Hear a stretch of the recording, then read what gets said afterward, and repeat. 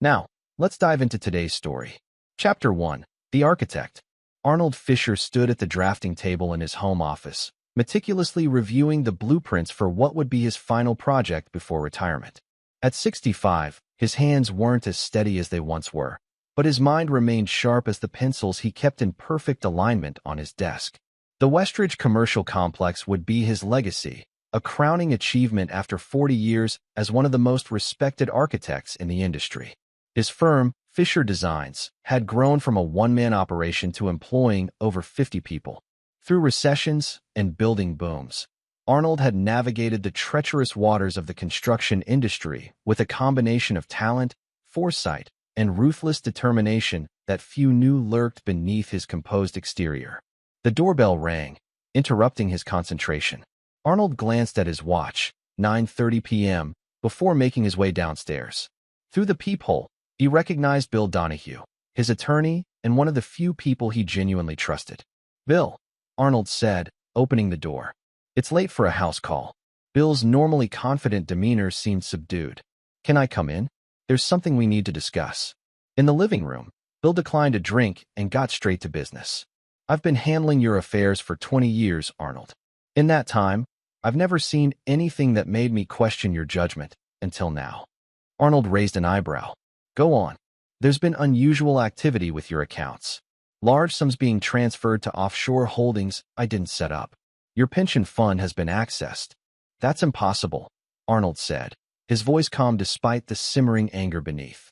"I'm the only one with authorization." "Not anymore," Bill replied, sliding a folder across the coffee table. "2 months ago, your wife, Beverly, became a co-signer on nearly everything you own." Arnold stared at the documents, recognizing his signature, except he'd never signed them. A perfect forgery. "There's more," Bill continued. "I received a call from Howard Layton at your firm. There's talk of buying you out at a fraction of your shares worth once you retire next week." Howard thought I already knew about it. Arnold sat back, pieces falling into place. His daughter Tiffany had been pressing him about retirement for months. His son Greg had suddenly become interested in the firm's finances. And Beverly, his wife of 41 years, had been distant, taking more trips to visit her sister than ever before. "Who else knows you're here?" Arnold asked. "No one. I came straight from the office when I found these discrepancies." Arnold nodded, his decision already made. "I need you to do exactly as I say, Bill. And tell no one." After Bill left, Arnold sat alone in his darkened living room. The betrayal cut deep, but not because of love that had faded years ago. No, what Arnold couldn't stomach was the disrespect, the assumption that he could be so easily outmaneuvered after decades of strategic thinking. His phone buzzed with a text from Beverly. "Don't forget your retirement dinner tomorrow night. Everyone will be there." Arnold allowed himself a cold smile. Yes, everyone would be there indeed. Chapter 2. The Family Business. The next morning, Arnold entered the offices of Fisher Designs with his usual methodical precision. Employees nodded respectfully as he passed, some offering early congratulations on his retirement. He acknowledged them with practiced cordiality while observing who seemed genuinely sad to see him go and who could barely contain their excitement. In the conference room, Arnold found his son Greg huddled with Howard Layton, the firm's financial officer. They separated awkwardly when he entered. "Dad," Greg exclaimed with forced enthusiasm. "Shouldn't you be at home relaxing? Tomorrow's the big day." At 34, Greg Fisher had his father's height, but none of his discipline. He joined the firm 10 years ago, more out of obligation than passion, and had never advanced beyond middle management despite the Fisher name. "Just tying up loose ends," Arnold replied. "Howard, I'd like those quarterly projections on my desk by noon." Howard paled. "Quarterly projections? But you're retiring. And until I do, this remains my company." Arnold's tone left no room for discussion. After Howard scurried away, Greg attempted damage control. "Dad, we've been talking about the transition. With you retiring, it might make sense to restructure some things." "I'm sure that's true," Arnold said noncommittally. "Where's your sister?" Greg checked his watch. "Tiffany had a breakfast meeting with the Westridge investors. She should be back soon." Unlike her brother, Tiffany Fisher had inherited Arnold's ambition and cunning. At 39, she'd risen to become the firm's head of business development. She was smart, driven, and, as Arnold had recently discovered, utterly disloyal. As if summoned by the thought, Tiffany strode into the room, impeccably dressed and radiating confidence. "Dad, I didn't expect to see you today." "Clearly," Arnold replied. "How was your meeting with Westridge?" A flicker of surprise crossed Tiffany's face. "Productive. They're excited about breaking ground next month." "Interesting. Because Roger Hammond called me this morning to confirm our lunch tomorrow." He seemed unaware of any breakfast meeting. Tiffany recovered quickly. "Not Roger. I met with Diane from their legal team about some contractual details." Arnold let the lie hang in the air, noting how Greg shifted uncomfortably while Tiffany maintained eye contact. "I see. Well, I look forward to hearing all about it at the dinner tonight." Before leaving, Arnold stopped by his office. From his safe, he removed a small flash drive and several documents, placing them in his briefcase. Then he accessed his computer, making a few crucial adjustments to files that would remain dormant until needed. On his way out, he passed Tiffany's assistant, Zoe, a bright young woman who'd always shown him respect. "Mr. Fisher," she called out, "I have those files you requested on the Westridge project, the original drafts and the revised versions." Arnold took the folder, recognizing an ally. "Thank you, Zoe. Your attention to detail is why you'll go far in this business." By the time Arnold arrived home, Beverly was in full preparation mode for the evening's festivities. At 63, she still maintained her figure and carefully colored her blonde hair to hide any gray. She moved around their expansive kitchen, directing the catering staff with practiced authority. "There you are," she said when she spotted him. "I've been calling you all morning." "I had matters to attend to at the office," Arnold replied, watching her closely. "Bill Donahue stopped by last night." Beverly's hands paused briefly before continuing to arrange flowers. "Oh, what did he want?" "Just some paperwork for the retirement." "Speaking of which, who all is coming tonight?" "Just family and close friends," Beverly said, not meeting his eyes. "Your partners from the firm, of course." "Oh, and I invited Roy Sullivan." Arnold kept his expression neutral at the mention of Roy, a real estate developer he'd worked with occasionally. "Roy Sullivan? I wasn't aware you two were close." "We're not," Beverly replied too quickly. "But he's been instrumental in the Westridge project, so I thought it appropriate." Arnold nodded, pieces continuing to fall into place. "Of course. Very thoughtful of you." He headed upstairs to shower and change, pausing in their bedroom to open Beverly's top drawer. Buried beneath her scarves was a burner phone. The text messages confirmed what he already suspected. Beverly and Roy Sullivan had been having an affair for at least a year. More damning were the messages discussing the plan and how they needed to secure the assets before Arnold's retirement. There were texts to both Greg and Tiffany, coordinating their efforts to push him out and claim everything he'd built. Arnold returned the phone exactly as he'd found it and went to prepare for his retirement dinner. His face revealed nothing of the cold fury building inside him. Chapter 3: The Retirement Dinner. The private dining room at the Lakeside Club glowed with warm lighting and the murmur of conversation. 40 guests mingled, drinking expensive champagne and exchanging stories about Arnold's career. In a corner, Roy Sullivan laughed too loudly with Howard Layton, both men casting occasional glances toward Arnold. Beverly flitted from group to group, the perfect hostess in her sleek black dress, making sure everyone's glass remained full. She'd barely spoken to Arnold since they'd arrived, but her nervous energy was palpable. Arnold moved through the crowd with measured steps, accepting congratulations with gracious nods. He noted who seemed genuinely pleased for him and who couldn't quite meet his eyes. The map of betrayal and loyalty became clearer with each interaction. When dinner was announced, he found himself at the head of the long table, with Beverly to his right and Tiffany to his left. Greg sat beside his mother, while Roy Sullivan had somehow secured a seat directly across from Beverly. As the first course was served, Arnold rose to his feet, tapping his glass for attention. The room quieted expectantly. "Thank you all for coming tonight," he began. 40 years is a long time to dedicate to a profession. I've watched architectural trends come and go, seen buildings rise and fall, and through it all, I've held to one principle: integrity in design. A building without a strong foundation is destined to collapse.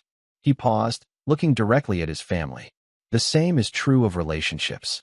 Without trust, they crumble under pressure. The subtle shift in the room's atmosphere was perceptible only to those who understood the undercurrents. Beverly's smile froze in place. Tiffany straightened in her chair. Greg suddenly found his napkin fascinating. To mark this occasion, Arnold continued, I'd like to make a few announcements about the future of Fisher Designs. Howard Layton leaned forward eagerly, while Roy Sullivan's eyes narrowed. First, I'm pleased to announce that the Westridge Commercial Complex will proceed as planned, with one significant change. Instead of breaking ground next month, construction will begin immediately under my direct supervision. Tiffany's head snapped up. But Dad, the schedule has been adjusted, Arnold finished for her. I spoke with Roger Hammond this afternoon. He was quite interested to learn about certain modifications that were being proposed without his knowledge. Before anyone could respond, the double doors to the dining room opened, and Bill Donahue entered, carrying a leather portfolio. He nodded to Arnold and took up a position near the wall. Second, I've decided not to retire just yet. Arnold's announcement sent a ripple of surprise through the room. There are aspects of the business that require my continued attention. Beverly found her voice. But darling, we've planned everything. The travel, the new house in Palm Springs. Yes, the house, Arnold said thoughtfully. I've been meaning to discuss that with you. He gestured to Bill, who stepped forward and placed the portfolio on the table. From it, Arnold withdrew several documents. These are interesting reading, he said conversationally. Transfer of power documents, banking authorizations, property deeds, all with my signature. Except I never signed them. The color drained from Beverly's face. Greg looked ready to bolt, while Tiffany maintained her composure despite the sudden tension. Arnold, Beverly began, her voice strained. I don't know what you're talking about. No. Arnold turned to Roy Sullivan. Perhaps Roy can enlighten us. After all, it was his handwriting expert who forged my signature so convincingly. Sullivan's face hardened. That's a serious accusation, Fisher. You'll want to be careful. Oh, I'm always careful, Arnold replied. Which is why I had security cameras installed in my home office 3 years ago. The footage of Beverly removing documents from my safe makes for compelling viewing. A heavy silence fell over the room. Guests who had come expecting a celebration now found themselves unwilling witnesses to a family implosion. Beverly recovered first, her shock transforming into cold determination. She reached into her purse and removed a thick envelope, sliding it across the table to Arnold. We'd planned to do this privately, she said, her voice steady. But since you insist on making a scene. Arnold opened the envelope to find divorce papers, already signed by Beverly, with sticky tabs indicating where his signature was required. 41 years, he said quietly. And this is how you choose to end it. Your pension is ours, you get nothing. Greg blurted out, emboldened by alcohol and the conviction that their plan was still salvageable. Tiffany, ever more calculating, added with a cruel smile. Congrats on 40 years of wasting your life, old man. Did you really think we'd let you control everything forever? Arnold surveyed the faces of his family, his wife, his daughter, his son, and saw not a trace of remorse or affection. Only greed and the frustration of schemes disrupted. With deliberate movements, he removed a pen from his pocket and signed every sticky tab page in the divorce papers. Understood, he said, pushing the envelope back to Beverly. Then he stood, buttoned his suit jacket, and addressed the stunned room. Dinner is, I believe, concluded. Thank you all for coming. As he walked out, he heard Beverly hiss to Bill. Is he serious? He just signed everything away. Bill's response was lost as the door closed behind Arnold. Outside in the cool night air, he took a deep breath and checked his watch. The first phase of his plan was complete. Now came the disappearance. Chapter 4, Going Dark. 3 days after walking out of his retirement dinner, Arnold Fisher had effectively vanished. He'd cleared out his office at Fisher Designs, taking only personal items and leaving no note. His cell phone went straight to voicemail. His email returned automated responses. His credit cards remained unused. Beverly Fisher paced the marble floor of their living room, phone pressed to her ear. Pick up. Damn it, she muttered as Tiffany's call went to voicemail for the third time. She'd awakened that morning to find all the household accounts frozen.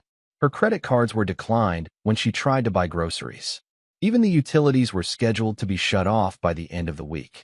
The doorbell rang, and Beverly rushed to answer it, hoping for Arnold. Instead, she found two stern-faced individuals in suits. Mrs. Fisher? I'm Special Agent Walsh with the FBI, and this is Agent Cooper. We need to ask you some questions about Fisher Designs and certain financial irregularities. Beverly's knees nearly buckled. There must be some mistake. My husband handles all the company finances. Yes, we're looking for Mr. Fisher as well, Agent Walsh said, stepping inside without waiting for an invitation. But our investigation indicates that you've been a signatory on several accounts where questionable transactions occurred. I only signed what I was told to sign. Beverly stammered, her carefully constructed world beginning to crumble. Across town, Tiffany Fisher was experiencing her own crisis. She'd arrived at the office to find the locks changed and security guards posted at the entrance. "I'm sorry, Miss Fisher," the guard said with professional detachment. "We have orders not to allow you or Mr. Greg Fisher on the premises pending an internal investigation." Investigation? By whose authority? Tiffany demanded, her usual confidence faltering. "The board of directors, ma'am. They called an emergency meeting last night." Inside, the employees had gathered in the main conference room, where Bill Donahue addressed them alongside Zoe Winters, Tiffany's former assistant who now appeared to be in a position of unexpected authority. "As you've probably heard," Bill was saying, "Fisher Designs is undergoing some structural changes. Mr. Arnold Fisher has temporarily stepped back from day-to-day operations, but remains the majority shareholder. Until the current situation is resolved, Ms. Winters will be acting as interim operations manager." The employees murmured in confusion. Zoe, only 28 and previously just an assistant, looked both determined and slightly overwhelmed by her new role. "What about Tiffany and Greg Fisher?" someone asked.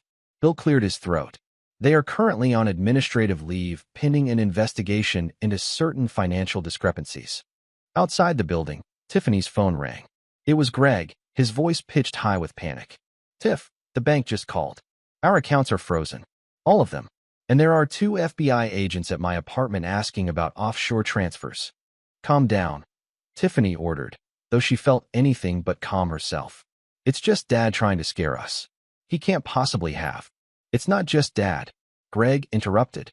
"They mention Roy Sullivan too. They have records of meetings, phone calls, everything." Tiffany's blood ran cold. She glanced at her watch, 11:30 a.m. By her count, that made 43 messages she'd left for her father since the retirement dinner. He hadn't responded to a single one. Meanwhile, in a modest hotel room 30 miles away, Arnold sat at a small desk, laptop open before him. On the screen, a series of surveillance feeds showed his home, the Fisher Designs offices, and Roy Sullivan's penthouse apartment.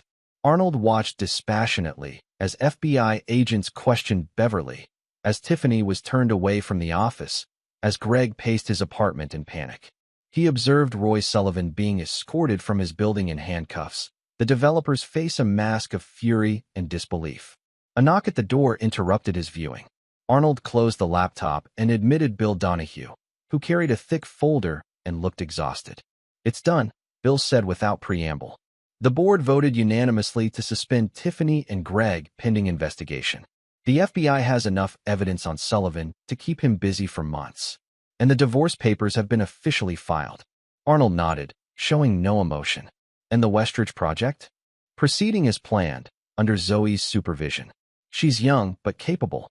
The investors were initially concerned, but once I showed them the original plans versus what Tiffany and Sullivan were proposing to substitute with cheaper materials, they understood the situation. "Good," Arnold said, turning to the window. "And Beverly?"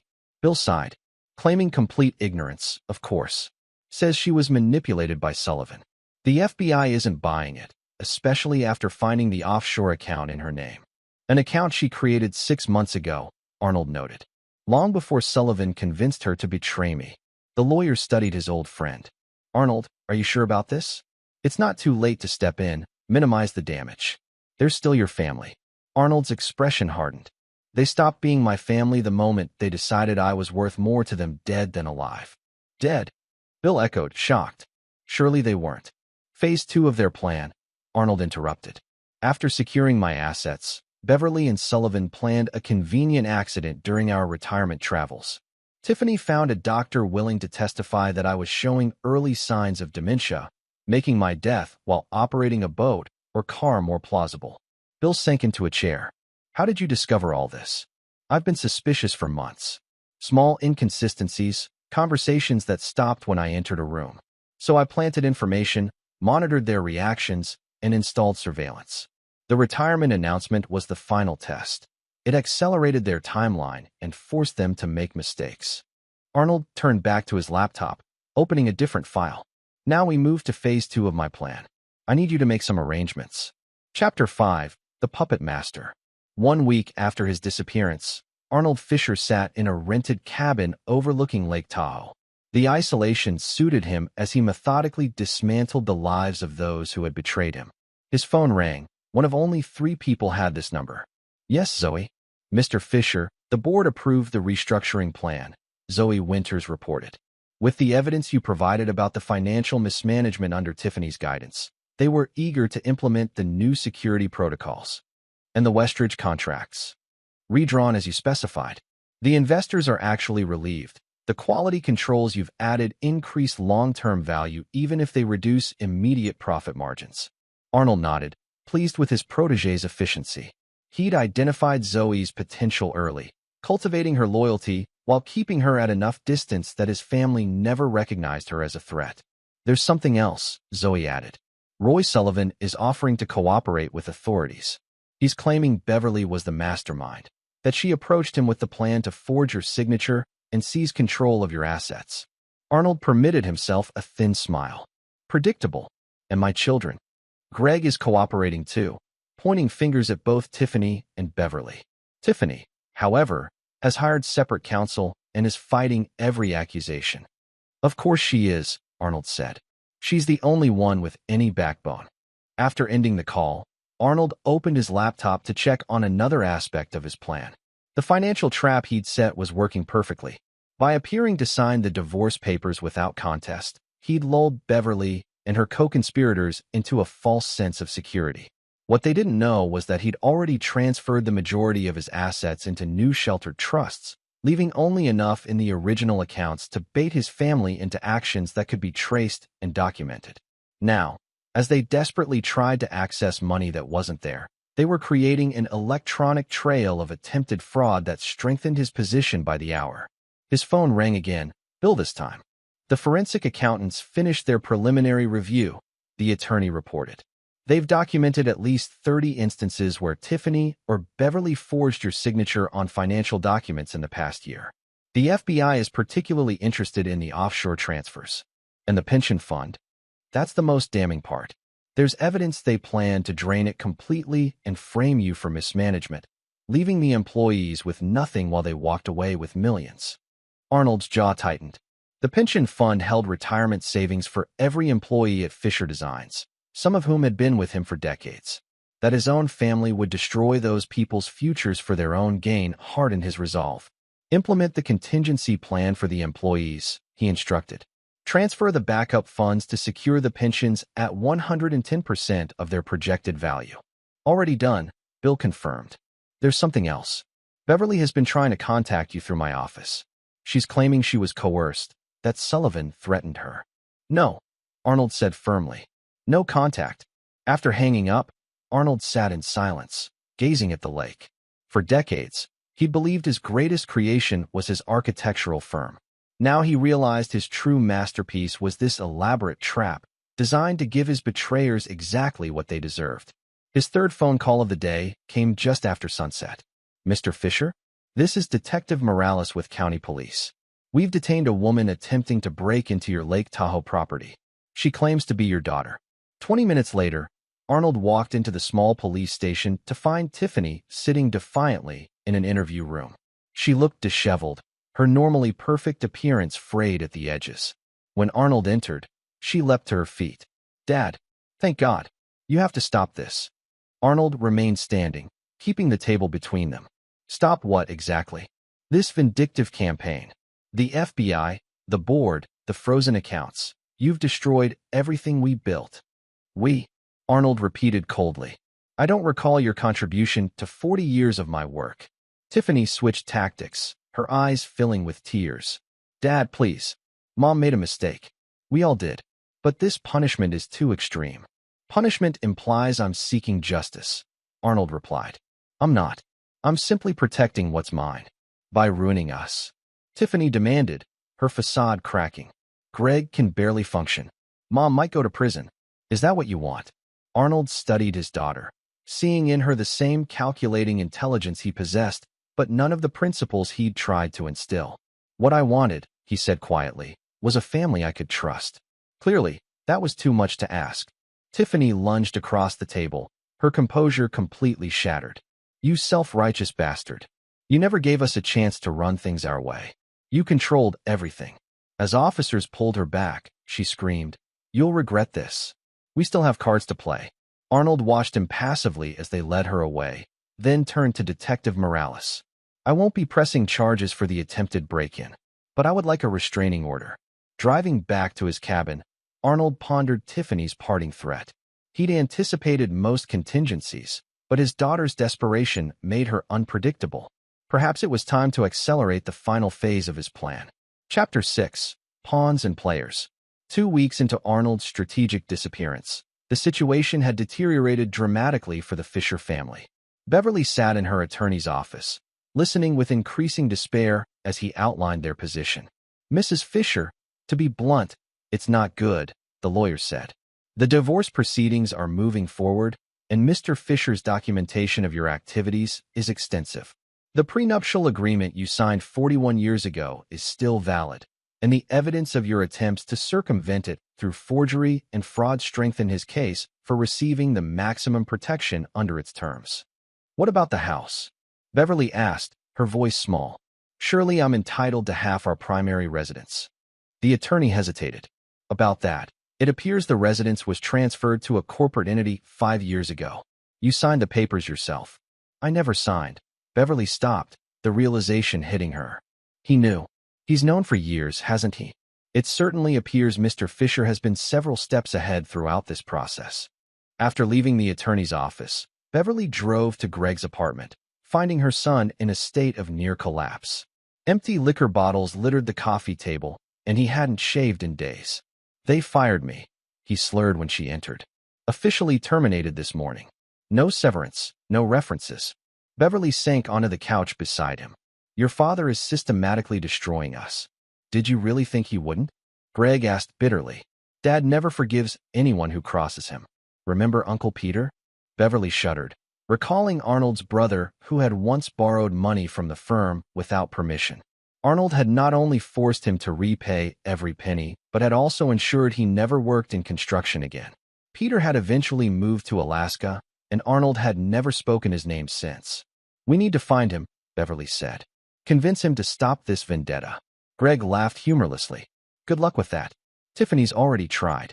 She said he looked at her like she was a stranger. "Where is your sister?" "Who knows?" After her stunt at Lake Tahoe, she went dark. Probably plotting some desperate move that will only make things worse. Beverly's phone rang, an unknown number. She answered cautiously. "Mrs. Fisher? This is Agent Walsh. We need you to come to our office immediately. New evidence has emerged in our investigation." After ending the call, Beverly stared at her son. "They found something else. This is never going to end, is it?" Greg shook his head slowly. "Not until Dad decides it's over." While Beverly and Greg grappled with their collapsing world, Tiffany Fisher was indeed plotting. In a cheap motel room, she met with a man whose expertise lay in areas outside the law. "I need you to find someone," she told him, sliding across a folder with Arnold's photograph and details. "He's gone to ground, but he's not as clever as he thinks." The man, who called himself Mercer, flipped through the information. "Ex-military." "No, an architect," Tiffany said impatiently. "But he's shrewd and careful." Mercer raised an eyebrow. "Going after your own father? That's cold even by my standards." "He left us no choice," Tiffany snapped. "He's systematically destroying everything we've worked for. And once I find him..." Tiffany hesitated only briefly. "I need leverage. Something that will force him to back off." "That's pretty vague, lady." "Just find him," Tiffany insisted. "I'll handle the rest." Meanwhile, in a secluded mountain property in Colorado, Arnold had relocated to continue orchestrating his counterattack. The cabin in Tahoe had served its purpose, allowing Tiffany to find him exactly when he wanted to be found. Now, as he reviewed security footage from his new surveillance system, he spotted an unfamiliar vehicle driving slowly past the property. Right on schedule. Arnold picked up his phone. Bill, we have visitors earlier than expected. Implement Security Protocol 3. Within an hour, 3 unmarked vehicles containing private security personnel had established positions around the property. Arnold had anticipated Tiffany's move. She was predictable in her desperation. His other phone rang, the secure line for Zoe. Mr. Fisher, there's been a development, she reported tensely. Someone accessed the server containing the Westridge plans. They downloaded the original designs with your digital signature. Arnold processed this information. When, 20 minutes ago, the system flagged it because the access came through Roy Sullivan's credentials, which should have been deactivated. They weren't deactivated, Arnold corrected her. They were monitored. Who logged in from Sullivan's account? The IP address traces back to a device registered to Tiffany. Arnold nodded to himself. As expected, she's gathering ammunition, looking for a way to force a compromise. Should we lock her out? No, Arnold decided. Let her think she's found something valuable. It's time to spring the final trap. After ending the call, Arnold opened his laptop and activated a program that had lain dormant for weeks. Across the country, electronic triggers fired, releasing information packages to specific recipients, journalists, industry regulators, ethics committees, and law enforcement agencies. Arnold watched as his elaborate chess game entered its endgame. All the pieces were in position. His family had made exactly the moves he'd anticipated, driven by greed and desperation into the corners he'd designed for them. Now it was time for the final confrontation. Chapter 7, Convergence. 3 weeks after walking out of his retirement dinner, Arnold Fisher sat in the conference room of the Mountain View Resort, watching the snow fall outside. The elegant Colorado Lodge offered both luxury and discretion, perfect for what he had planned. Across from him, Bill Donahue reviewed documents while they waited. Are you absolutely certain about this, Arnold? Once we proceed, there's no going back. I've never been more certain of anything, Arnold replied, his resolve unwavering. A discreet knock at the door announced the arrival of Zoe Winters, who entered carrying a tablet and looking apprehensive. They're here, she reported. All 3 of them, just as you predicted. Arnold nodded. And our other guests? In position. The FBI agents are in the lobby. The board members are in the adjacent conference room. The journalists are being kept in the hotel bar for now. Excellent. Show them in, one at a time. Beverly first. When Beverly Fisher entered the conference room, her confident stride faltered at the sight of her husband. Arnold sat imperiously at the head of the table, flanked by Bill and Zoe, looking entirely in control. Arnold, Beverly began, summoning her most conciliatory tone. Thank you for finally agreeing to meet. This situation has gotten completely out of hand. Arnold gestured to a chair. Sit down, Beverly. She complied, smoothing her skirt nervously. I want you to know that I never intended things to go this far. Roy Sullivan manipulated me. Spare me, Arnold interrupted coldly. I have recordings of you and Sullivan planning my accident after retirement. The dementia diagnosis you arranged. The offshore accounts you established long before Sullivan entered the picture. Beverly paled but rallied quickly. Whatever you think you know, we can work this out privately. For the sake of our history together, our children. Our children are next on the agenda, Arnold said, checking his watch. In fact, Greg should be arriving right about now. On cue, the door opened, and Greg stumbled in, looking haggard and unkempt. His eyes widened at the sight of his mother. Dad, Mom, what's going on? I got a message saying you wanted to negotiate. Sit down, Greg, Arnold directed. We're just waiting for your sister to complete our family reunion. Greg took a seat, casting nervous glances between his parents. Look, Dad, I know things got messed up, but I was just following Tiffany and Mom's lead. They said you were becoming erratic, that we needed to protect the company. By stealing from it? Arnold asked quietly. By draining the pension fund that supports loyal employees who've worked for me for decades. Before Greg could respond, the door flew open, and Tiffany strode in, her face flushed with triumph. She slapped a folder onto the table. I've got you now, she announced, glaring at her father. Original Westridge plans with your signature, alongside modified versions that reduce costs by 40% while maintaining the same fee structure. Fraud, pure and simple. Arnold smiled thinly. Is that what you think you found, Tiffany? Look again. Confused, Tiffany opened the folder and spread out the documents. Her confident expression wavered as she studied them more closely. These aren't. These are from 5 years ago. A different project entirely. Yes, Arnold confirmed. The River Heights development. A project where I caught an ambitious young employee trying to substitute inferior materials and pocket the difference.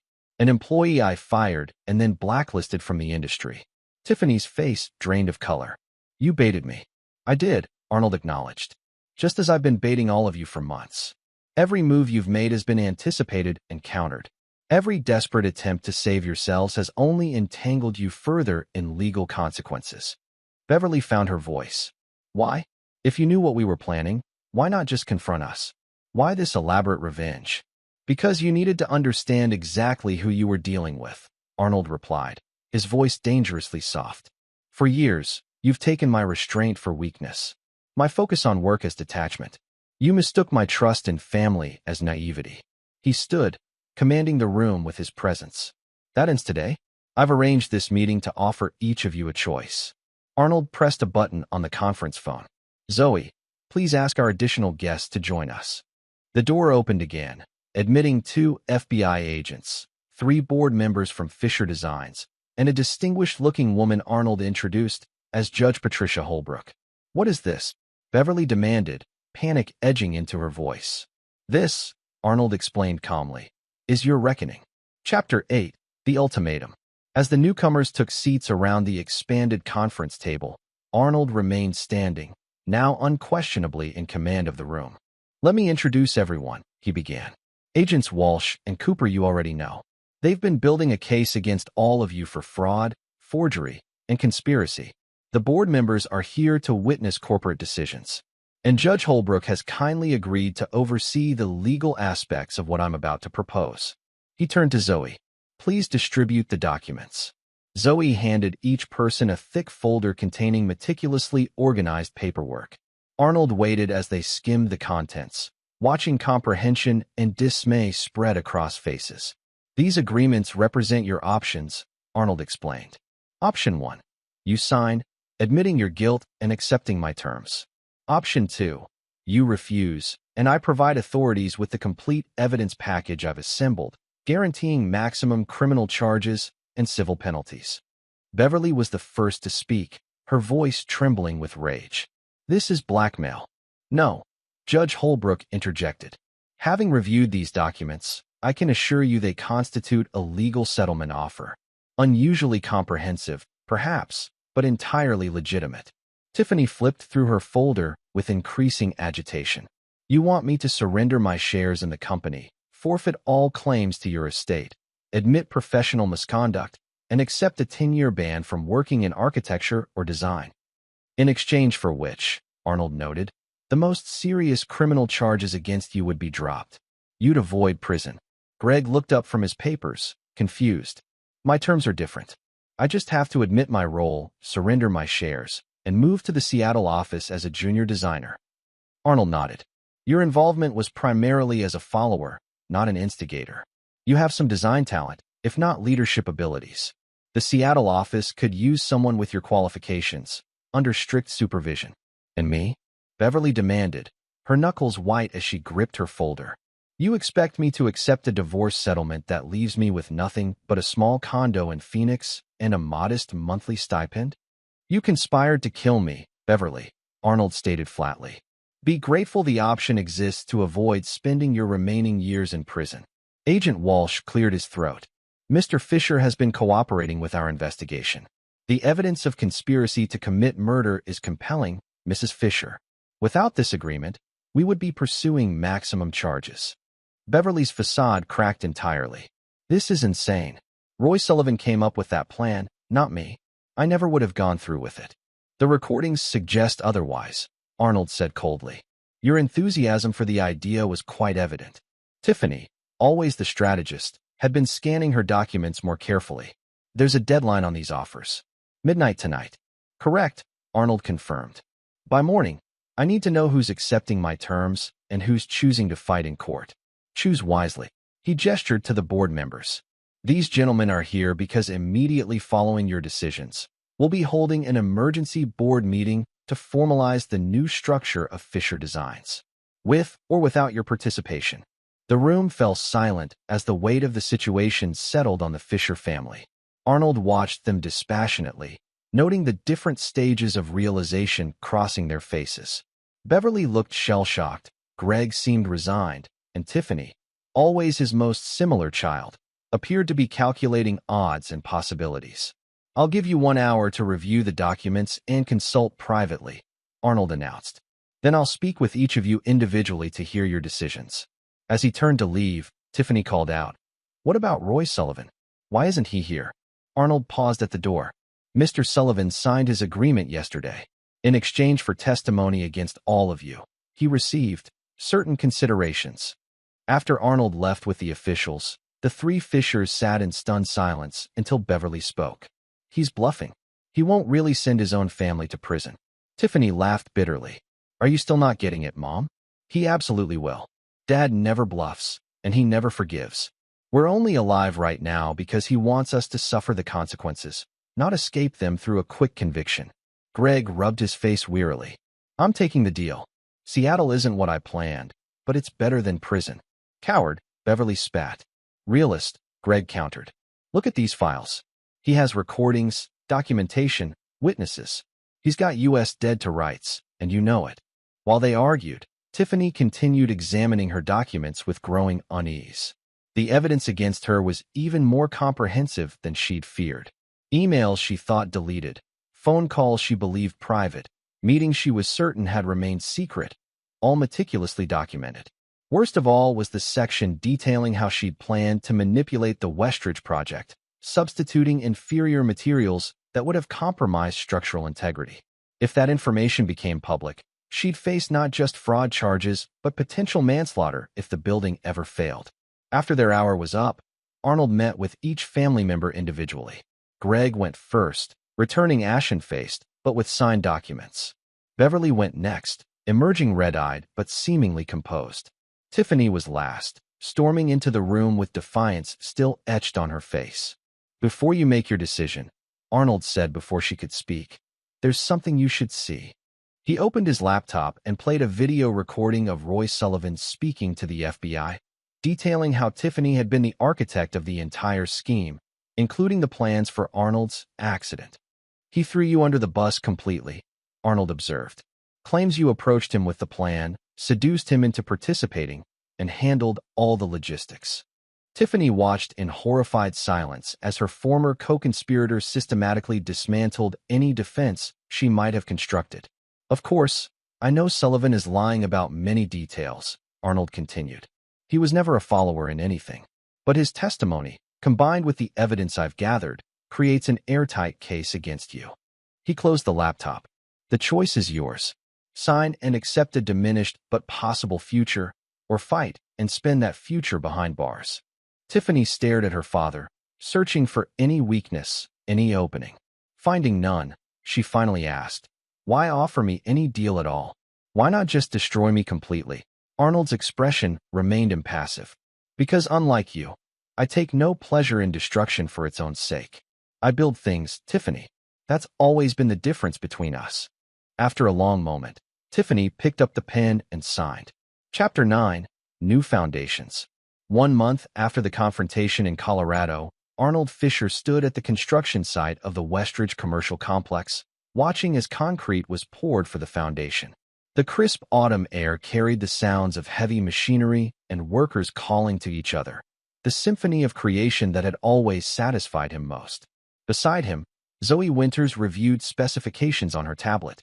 At 30, she now carried the title of Executive Vice President at Fisher Designs, her rapid rise justified by both talent and unwavering loyalty. "The modified support columns are being installed today," she reported. "The engineers say your design improvements will make this the most earthquake-resistant structure in the region." Arnold nodded, surveying the busy site. "A building is only as strong as its foundation, Zoe. Cut corners there, and everything above is compromised." The irony of the metaphor wasn't lost on either of them. "Have you heard from any of them?" Zoe asked carefully. Arnold's expression remained neutral. "Greg checked in with his supervisor in Seattle last week. Apparently, He's showing up on time and following direction. Beverly has moved into the Phoenix condo and filed a petition to renegotiate her stipend, which was denied. And Tiffany? He paused, a flicker of something, not regret, but perhaps acknowledgement, crossing his features. Tiffany has left the country.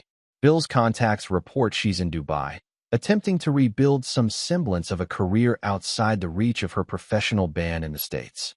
Zoe hesitated before asking her next question. Do you ever think about what might have happened if you hadn't discovered their plan? Arnold turned to study the blueprints spread on a nearby table. I've never been one for pointless speculation. What happened, happened. What matters now is what we build next. As they walked the perimeter of the massive construction site, Arnold's phone rang. It was Bill Donahue. The board approved the new succession plan, the attorney reported. Your retirement package has been formalized with all the protections we discussed, and the employee pension fund has been secured in the independent trust, beyond the reach of any future corporate restructuring. Good, Arnold said. And the Fisher Family Foundation? Established as specified. The initial endowment has been transferred, and the charter filed with restrictions preventing any family member from accessing or controlling the funds. The foundation will support architectural scholarships and community development projects in perpetuity.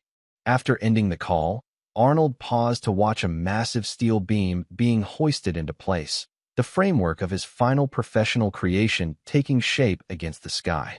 You know, Zoe ventured, most people in your position would have been destroyed by what happened. Not just financially, but personally. To have your entire family betray you like that. Arnold turned to face his protege, his expression resolute. They made a fundamental miscalculation. They saw my discipline as rigidity, my patience as passivity, and my silence as weakness. They forgot that I've spent 40 years designing structures meant to withstand catastrophic forces. He looked back at the rising building.